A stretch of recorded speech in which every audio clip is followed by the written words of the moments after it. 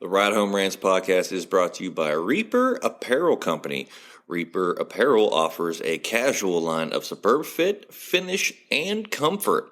We design for those who refuse to die slowly and choose to live untamed. For those who aren't afraid to face the dark, for the ones that thrive in it, and for those who can appreciate life through a grim lens. That's Reaper Apparel Company. Go to the link in the description of this episode, use the promo code Mike Bono, and get 10% off. Also, the Ride Home Rants podcast is brought to you by my own personal merch store, the Stupid Should Hurt merch store. I have hats, I have t-shirts, hoodies, coffee mugs, water bottles, notebooks, you name it, I've got it. The description and the link for that will be in the description of this episode. Also, right now, if you use the promo code WELCOME, I will give you 5% off of your first purchase. That's the Stupid Should Hurt merch store. Also, the Ride Home Rants podcast is brought to you by Tactical Brotherhood, all American-made apparel, which helps support the Second Amendment. You can also find all this in the description of this episode with the link, Tactical Brotherhood. Part of every proceed does go to helping veterans, as it is a very good cause. All American-made products made right here in Minnesota. Go and check them out. Use the promo code PATRIOT15 to get 15% off your purchase. Now, let's start the show. Welcome, everybody, to another episode of the Ride Home Rants podcast. This is, as always, your host, Mike Bono. I have a very special episode for us. It is my favorite weekend of the year. It is Super Bowl weekend, and I have a great panel of guests to do a Super Bowl preview show. I'm going to let them all introduce themselves, but first and foremost, everyone, please go and check all the sponsors out at the beginning of the show that you heard. That is Reaper Apparel. That is Core Wealth Benefits. As always, my own personal merch store, the Stupid Should Hurt merch store. And we did just pick up a new sponsor in Tactical Brotherhood. All American-made products. Part of every proceeds from every purchase goes to helping and supporting veterans. It's a great cause. You can get one of the hats like I am wearing here. Yes, I know I live in Ohio, but I'm born and raised in West Virginia, so I went with the West Virginia logo. They have every state possible. Go and check them out. Use the promo code PATRIOT15 to get 15% off your purchase. That being said, I got a great panel of guests. Some of them you've heard before on here. We're going to let them introduce themselves. We're going to start with the newcomer to the roundtable in Mr. Askew. Mister, tell us a little bit about yourself and who is your favorite NFL player of all time? All right, thank you very much for the introduction. Like you said, my name is Mr. Askew, and yes, that is my real name, Mr. M-I-S-T-E-R, a.k.a. the Vampire Coach. Got it all, you know that. But my favorite NFL player of all time is none other, man, the best running back of all time, Walter Payton. He's been my I looked up to him since I was a little kid, since my dad started me playing football. So Walter Payton is my favorite of all time. Man, that's going to be hard to top anybody going up against Walter Payton. You know what I mean? I absolutely. You know, hey, and some of you guys that's around right now, y'all might need to pull up some YouTube. Pull up some YouTube. Oh, yeah. We're going to keep it rolling. He's been on here before. Y'all know him. Tony Bogan. Who is your favorite NFL player? And for those of you, for the new listeners, tell everyone a little bit about yourself. All right. Thank you, Mike. My name is Tony Bogan. I'm a sports reporter for Keon Sports, and I do sports videography. I've covered state championships in football and baseball. And being a Saints fan, I got to go with my man, Drew Brees. Okay. I like Drew Brees. I don't like the Saints, being a Buccaneers fan, but I'll let that slide, Tony. We've been this back and forth every time you're on, my man. So we'll let you slide this time. We're going to keep it rolling. He's been on before. Bob Cavalier. Bob, tell everyone about yourself and who is your favorite NFL player of all time? All Hey, thanks for having me as always. And once again, I'm Bob Gavalier, and I'm a Dolphins fan, so there's only one guy that I could pick, and it's Dan Marino, man. He slung it around, and the only thing I feel bad about is we never got him a Super Bowl. If anybody deserved one, he did. I have to agree with that 100%. I'm actually disappointed that old Dan the Man didn't get a Super Bowl ring, but hey, that's the NFL for you. Keeping it rolling with our panel of guests again, been on before. Bill Stoy joins the show. Bill, who's your favorite NFL player? Yeah, good to be back on. For you, those of you guys that haven't know too much about me, from Cleveland, big Cleveland fan, big Browns fan. So have to give love to the big man, Joe Thomas, my favorite, reliable left tackle. One of the best of all time. I think going to be in the Hall of Fame here shortly. So that's my favorite, and happy to be on here. Oh, no surprise, the big man giving the big guys some love and going with the linemen. I appreciate it, man. My son plays the line, so I got a new appreciation for linemen, for sure. Again, I want to welcome back the next guest here. Been on before. I already know who it is, but for the new listeners, George Gresco. Who is your favorite NFL player? Yeah, I'm George Gressel. I'm the quarterbacks coach at Cleveland Heights High School, but you got to go with the gunslinger, Brett Favre, man. Come on. He's in a little bit of trouble right now, but, he's still the best, in my mind, Green Bay Packer of all time. So, Brett Favre. Okay. Hey, I'm not mad at it. Big Brett Favre fan myself. Keeping it going. The man, the myth, the legend from Purdue. Been on before. No, we're not going to have any Purdue arguments this time, I don't think. But Coach Barth joins the show. Barth, who's your favorite NFL player? Yeah, thanks, Bono. I'm glad Steve's not on here to bash me a little bit. But being a Bears fan and being younger, I haven't seen so many great teams with them. So I was a big Peyton Manning fan growing up. And being a former quarterback, I just was able to watch him a little bit and learn a little bit from Peyton Manning. So, yeah, Peyton Manning. Hey, that's a good one. And actually my wife's favorite player. So I can't be mad at that. And I've saved the best for last. He's been on a ton of times. I'm so happy to have him back on. And I'm definitely about to get me some of that coach's dry rub for sure. Nick Tamba, who's your favorite NFL player?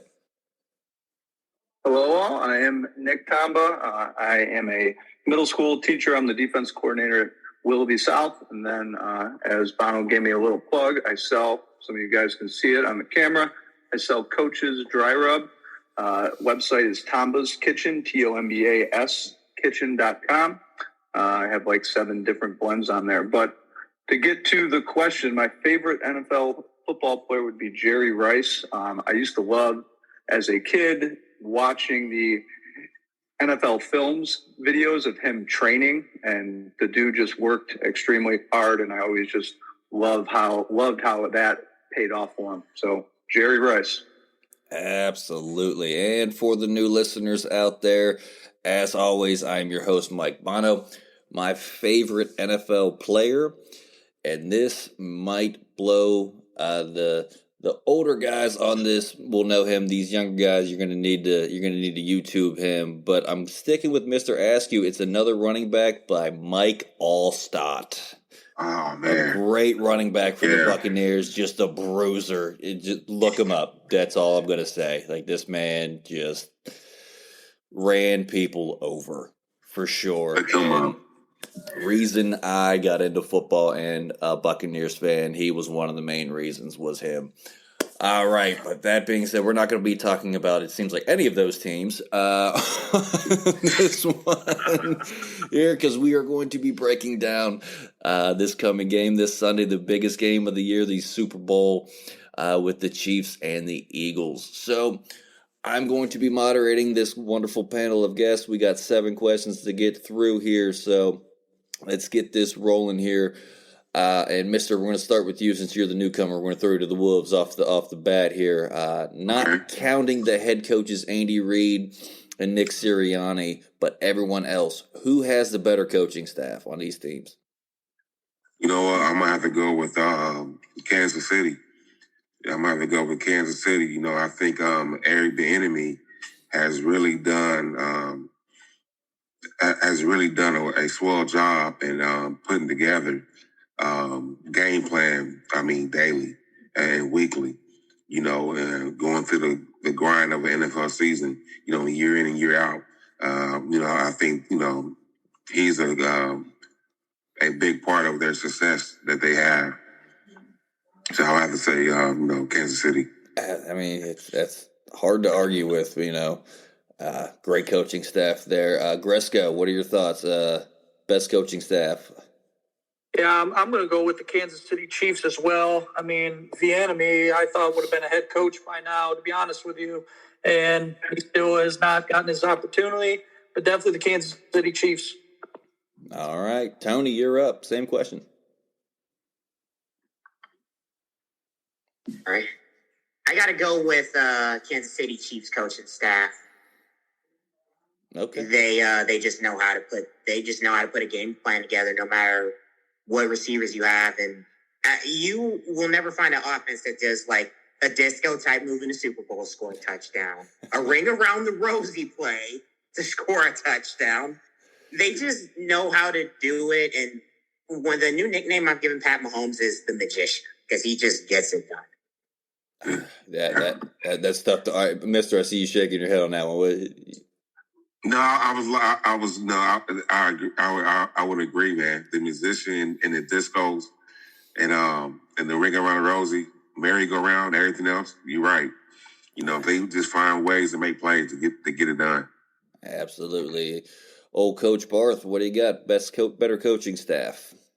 Definitely have to go with the Kansas City Chiefs. I mean, what Andy Reid does year in, year out with the Chiefs, I mean, it gets to playoffs every year. There's not even a question about it. I'd love to have that as a Bears fan, but, got the number one overall pick at least, so we can hang on that. But, I mean, like they just talked about, the ring around the rosy, how often do you see a team do that? So, I mean, the Kansas City Chiefs have so many wrinkles, and it's tough to, go against. So, definitely Kansas City Chiefs. All right, Bob, what do you got?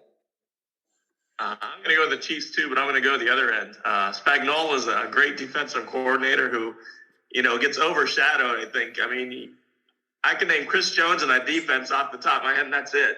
And they still play some defense. They play very good defense. And unfortunately, with Mahomes and Reed, all those, they get overshadowed a lot. So their defense is really good, and you can only name like one player off that team that really stands out. And they just Spagnuolo does a lot to kind of change things up every week. Absolutely. Tomba, what do we got?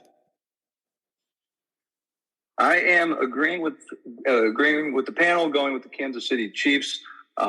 They are more proven, but I do definitely want to give some props out to Philly with Sirianni being young and all their coaches being relatively younger, and just giving them props for taking Philly to the Super Bowl and getting Jalen Hurts from not a so great year previously to getting them there, and they're 17-1, I think, or they could be 17-1 if they win or something like that, but they've only lost once. So I think definitely the more proven, experienced staff goes to Kansas City, but Philly, hats off to them because they've done a great job this season.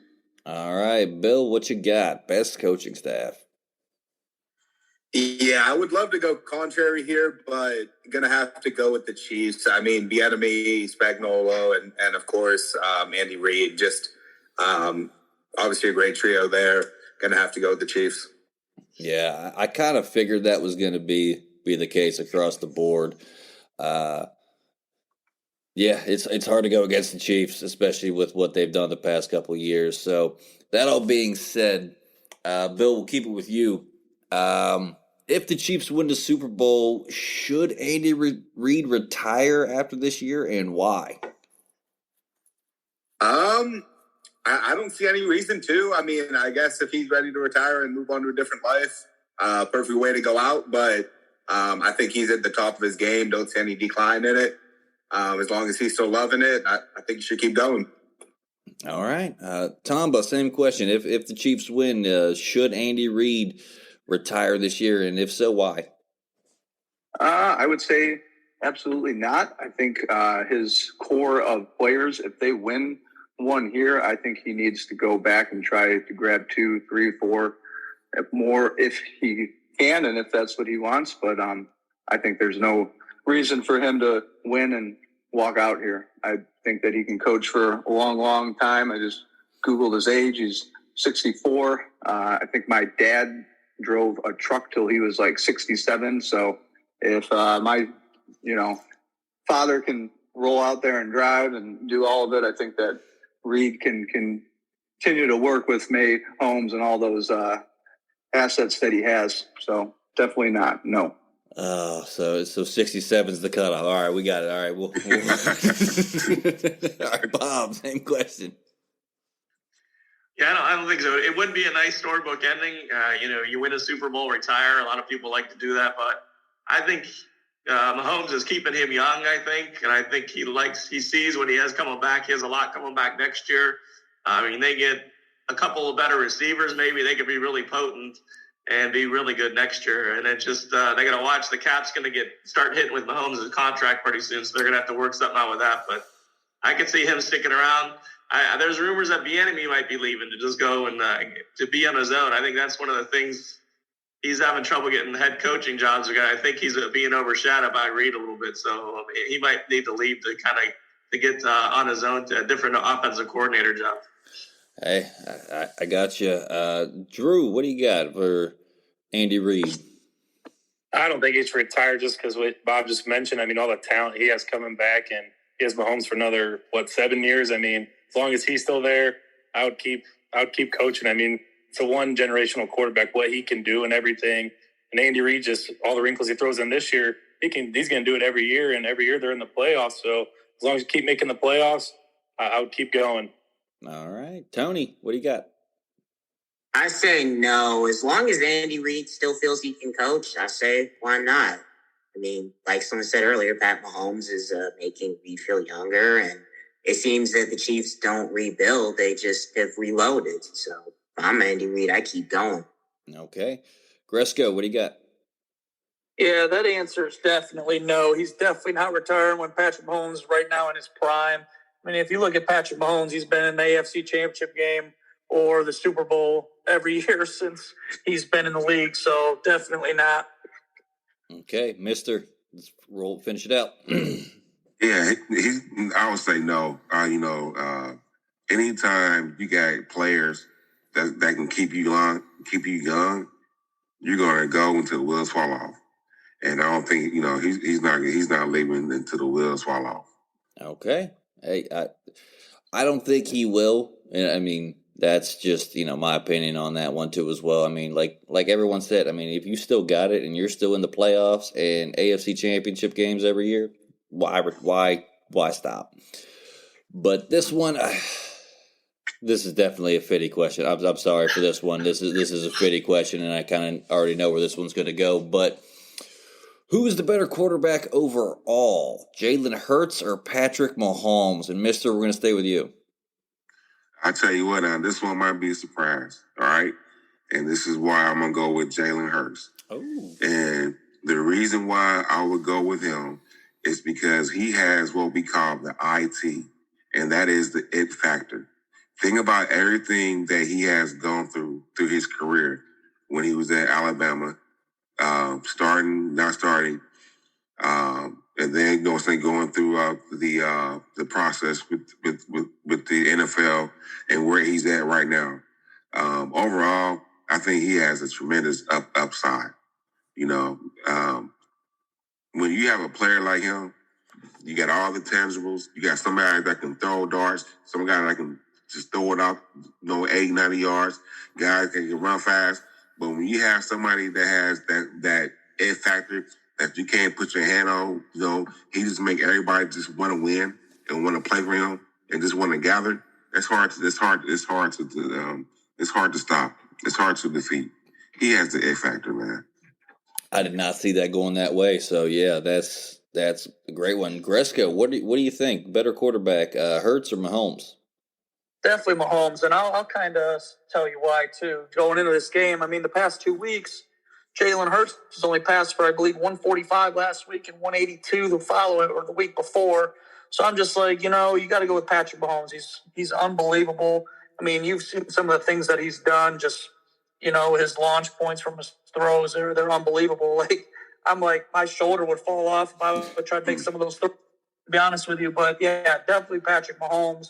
And I'm actually kind of excited. I placed one of my first bets on FanDuel, and I was kind of nervous because I bet Patrick Mahomes would be the leading passer of the playoffs. Well, me being not very smart, they had the bye the first week. The second week, he rolls his ankle. And then last week, finally threw some yards. But thankfully, Jalen Hurts hasn't thrown for that many yards throughout the playoffs. So I'm still in the lead going into the Super Bowl. So go with that. All right. Rooting for you on that one. But, Tony, what do you got? Better quarterback overall? Jalen Hurts does have a lot of upside. I'm not going to argue with that. But I will say, only because I've seen Pat Mahomes more, I would have to say Pat Mahomes because, like I said, he's basically a magician who throws a football. He can run, he can throw, he can flick the ball off. He can just he just makes these throws that you wonder, what the heck? I gotta say Pat Mahomes because he has the intangibles, and even though he's playing hurt, he's still very effective, and he's a game. Okay, Barth, what do you got? Yeah, definitely Patrick Mahomes. I mean, you can make a case for Jalen Hurts and what he's done from last year to this year. I mean, it's incredible. But, I mean, Patrick Mahomes has it all with his feet and the way he can throw the ball. I mean, not to mention he threw for 734 yards in a college game. So, I mean, it's quite impressive what he can do, and it's translated over the NFL. And by the time he's all said and done, he could end up being one of the greatest. I mean, we talk about Tom Brady all the time, but Patrick Mahomes is quite impressive. Yeah, I got to agree with that. We're not going to get into a GOAT debate on here for sure. That we do not have the time for that. But, Bob, what do you got? Yeah, I got to go with Mahomes. If he's healthy, it's amazing. He's playing on a bad ankle through these playoffs and is still throwing the ball well, leading his team to the Super Bowl here. And I think a healthy Mahomes is far and above Jalen Hurts. Okay. Tom, but what are your thoughts?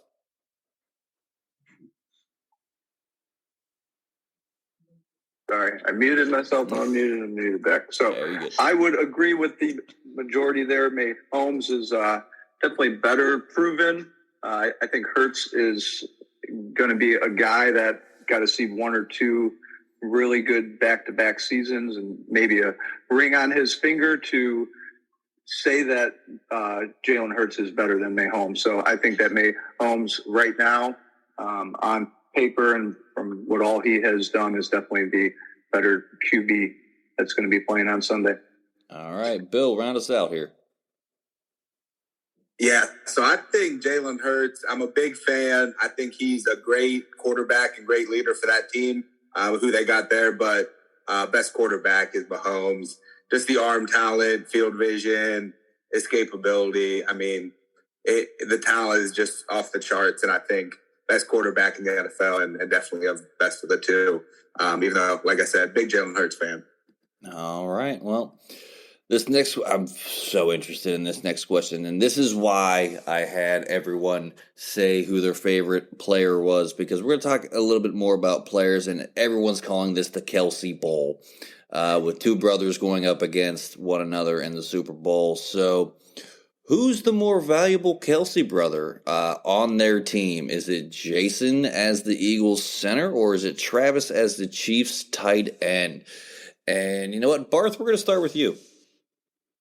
Yeah, that's a tough one. I mean, being a former quarterback, we didn't really use tight ends, but I guess would you really call Travis Kelce a tight end the way they use him? He's more like a wide receiver, but who snaps the ball to center? So, I mean, yeah, I go with his brother. And my brother was my center in high school, so I have a little heart towards that side, I guess, and always had to be protected by those linemen. So I think that's a go with Jason there. Okay. Bill, let's get our resident big guy in here and see what do you got to... Yes, so I think kind of the question most valuable because of Mahomes, I think he can do it with anybody, so I'm going to have to go with Jason as well. I think he just means so much to the identity of that offense and the run game that he just really, I think the whole team and especially the offense just, takes on his identity and it resonates kind of throughout the team. So I'll say he's most valuable. All right. Hey, mister, what do you got? Which Kelsey brother is the more valuable Kelsey? I would have to agree, and say Jason, the center. It's you can replace a tight end, you can replace a receiver. You can't just replace a center with anybody. You can't just replace an offensive lineman. And so when you have somebody, man, his type of caliber and the things that he's doing and things that he can do, calling the fronts, calling linebackers, and making adjustments, I would have to go with the center, Jason. All right. Hey, Bob, what do you got? Who's the more valuable Kelsey? I think Kelsey's more valuable, so I think I like him, but I got to go with Jason, man. I'm a big believer in O-line and D-line, man. You could do a lot with the O-line and D-line. It's proof. I believe this year Miami stays healthy and keeps Tua a little healthy. They have a healthy offensive line. I think they'd be playing right now in the Super Bowl because, once their line went down, they lose 3 tackles this year, 2 guards. I think they stay healthy. I think they're in the show, but I got to say, Jason, the offensive line, the defensive line. I think the keys to winning in the NFL is. Okay, Tomba, what do you got? Yes, I am going to go with Jason as well. Offensive lineman. The football game is won up front, as they say, and he is the center. He starts it all out. He makes all of his calls, his reads, his checks, his counts, and he has been playing extremely, extremely well. So I would say Jason is. Okay. Tony, what do you got?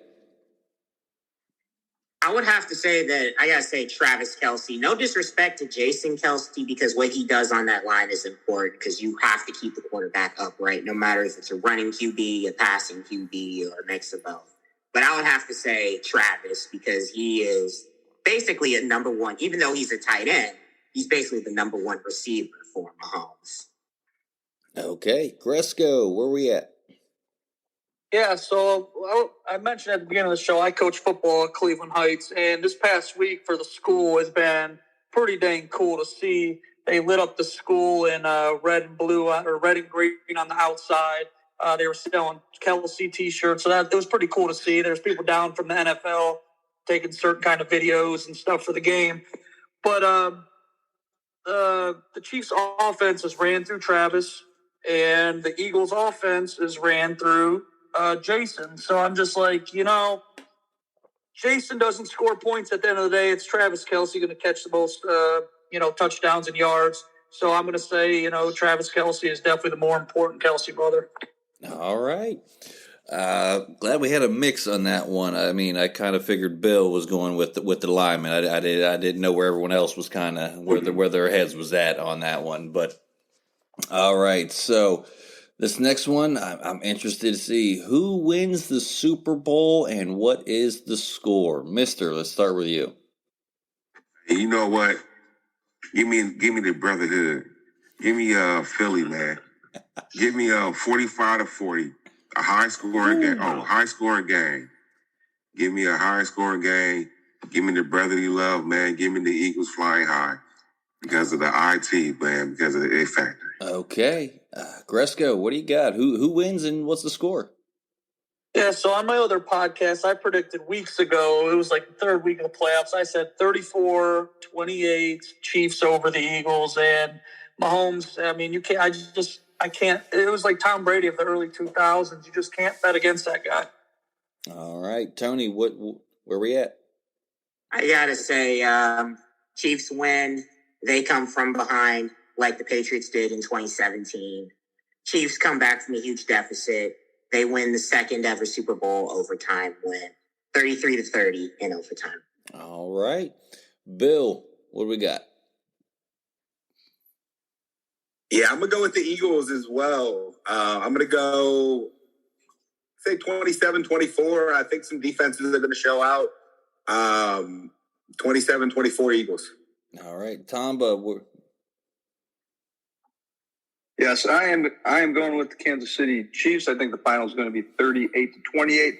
I think the game is going to be tight. It's going to be a shootout. I think that Kansas City will go up by 7, and they will kick a field goal to seal the deal and put the game to rest. But I think that Mahomes is on a challenge to himself to kind of be the next Tom Brady. I don't think that he will win more than 7. I think he could get 4 Super Bowl rings or 5. I think what Tom Brady did was crazy, but I think that Mahomes, that this is going to be one of his next 3 to 4 Super Bowls that he's going to win. So Kansas City. All right, Bob, where we at? Who's the winner and what's the score? Yeah, I got to go with Kansas City too. I thought, coming into the season, the AFC was the most talented of the NFC, and I just thought whoever came out of the AFC was going to win. So I like the Chiefs going away 27-10. All right, Barth. Yeah, I think it's going to be a great game, and at the end, I think the Eagles are going to come out on top 35-31 with a game-winning drive by Jalen Hurts. Okay, a mixed bag. I like it. This one, I'm real interested to hear everyone's thought on this one. And who wins the Super Bowl MVP? Drew, let's stay with you. I think it's going to be Jalen Hurts. I mean, we talked about earlier with his legs and his arms. I mean, I think he will have a few more passing yards this game. And like I said, he's going to have that game-winning drive at the end, so he's going to have to throw. And, Jalen Hurts is great talent, and I think he'll end up being him, honestly. It's usually quarterback, so I have to lean towards the quarterback. Okay, mister, what do we got? I have to go with Jalen Hurts, MVP. I have to go with him winning it. Okay. Bob? I'm going to go with Travis Kelce. I think Kelce's going to have a big game, and I think he's going to go off by 2 touchdowns, 100-some yards. And I think even though Mahomes probably they'll pick him because they always pick the quarterbacks, I think Travis Kelce will play but good enough to win the MVP, I think. That's an interesting take, and I like it. Gresco, where are we at? Yeah, it's definitely going to be Patrick Mahomes. I mean, how could you count him out? He's in, I think it's State Farm Arena, and he's sponsored by them or something close to that. So Patrick Mahomes, MVP in the stadium. All right, Tamba, who's your MVP? I'm going with Travis Kelce. He's going to catch 2 touchdowns, and they're going to do a trick play where he's going to throw one as well. That is my call. Okay. Bill, who do you got? Yeah, pick the Eagles to win. I think Jalen Hurts obviously the easy pick there, but I'll say maybe Miles Sanders could fall in the end zone a couple times with the Eagles' run game. I feel like always racking up the rushing touchdowns. If he can rack up 2, might be crazy, but 3, fall in the end zone 3 times, could rack up the stats to get it. So Hurts, but maybe Miles Sanders if there's a different one. All right, Tony, round us out. Who's your MVP? I gotta say, as much as I like Kelce, I think Kelce might go for 3, possibly 4 touchdowns. It could happen, but I gotta give it to Pat Mahomes because Kelsey's had a 4-touchdown game before this year. Well, I gotta give it to Pat Mahomes. I know that, but I don't know anybody who's had a 4-touchdown game in a Super Bowl. I might be too young for that, but I don't know, man. That's the tall order, especially against that Eagles defense. All right, so this last one to round out the show here. Do we see an Eagles-Chiefs rematch in next year's Super Bowl? Mister, let's start it off with you. Eagles-Chiefs rematch? No, I don't think so. I think just too many. It's just too many predictabilities with the NFL. So you got the upcoming draft coming. It's just too many predictables. No, I don't think so. All right. Hey, don't forget, you got the National Daddy, man. You got the Bengals. You got the Bengals, man. Come on now. Come on, man. Oh, Joey Burrow coming down. Hey, that's right. He's back. All right. I mean, I'll answer this one, too, just to give everyone some time to think about it. I don't see it either. I don't think there's ever been a Super Bowl rematch that I can remember where the same 2 teams made it in back-to-back years. So, yeah, I don't see that happening again. As good as these 2 teams are, I don't foresee it. But, Drew, what do we got? Do we see a rematch next year? I guess we could ask Arian Foster. He's got the script for everything, right? I don't see a rematch next year. I mean, there's too many good teams in the AFC, and like you guys just talked about Joe Burrow, I mean, he's got to get there, and it's hard to have a repeat Super Bowl matchup, so I just don't see it happening. All right, Bob, what do you got? Yeah, I don't see it happening either. I just think you look at I can see Philadelphia maybe getting back there, but the AFC is just so loaded. I mean, you got so many good quarterbacks. I mean, you got Buffalo, who should be there. The Bengals. You got San Diego's going to get better, I think. I think Denver will get a little bit better, with Breeze. I think the Ravens, if they are able to keep Lamar and keep him healthy, I think they get back. I think Miami will be back in that thing too. There's like 8 teams I can see from the AFC that you could say you pick one of those and you wouldn't be surprised they're in there. I just you look at the NFC; they're a little weak.